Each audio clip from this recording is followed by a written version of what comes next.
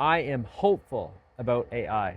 Hi, I'm Nick, former medical doctor, healed from lifelong asthma and suicidal depression, and now working as a soul doctor. And I want to share that I'm hopeful about AI. I've just started listening to Simone Grace, soul, and an AI writer, author, thinker about this, and I can really see it.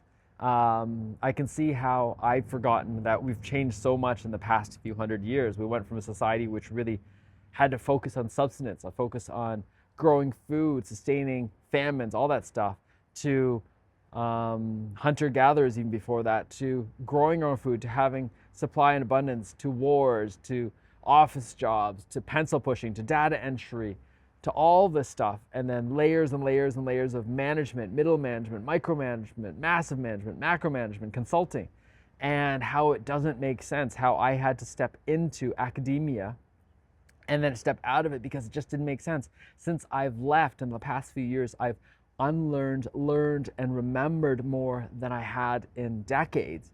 And then I got to remember and be reminded how smart I was when I was young, how quickly I picked things up. There was a savant energy. And I think that there is a piece where, as the old systems get dismembered, we can step back into the savant energies that we are instead of trying to formalize, codify how learning is supposed to go, and that we're trying to program ourselves for jobs that no longer exist, and how we can go back to the things that cannot be replicated, the direct communication, the building up of trust that comes through repeated exposure and time. And that is the definition to me of family. Family are the people that we spend so much of our childhood with, good or bad, right or wrong. It is a defining aspect. There is a connection there. And biological parents or the caregivers or the siblings, there's such a connection there that can never be replicated. And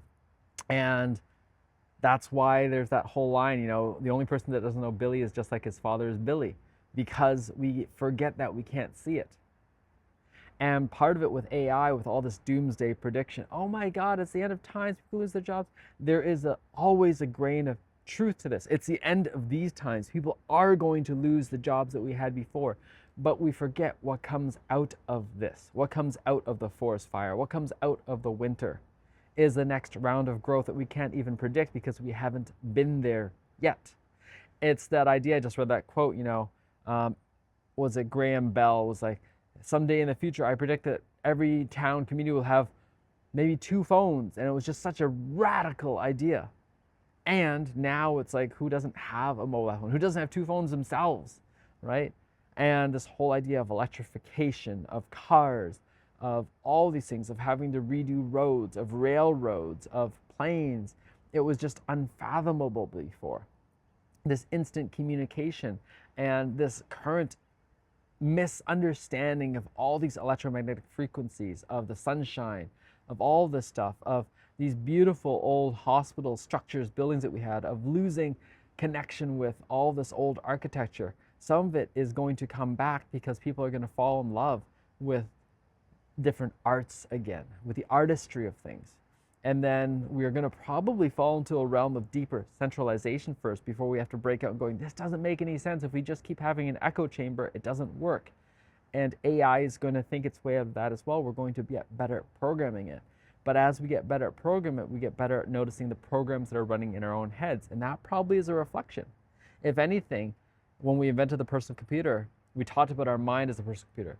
And then I realized when we invented cloud computing, I was like, oh, the mind is more like a cloud computer where we're actually accessing something that's far away and we're receiving it. And now with AI, oh, what if we're AI? We're actually just generating programs and then repeating programs and then having to realize, okay, how do I go back to the creation of programs phase?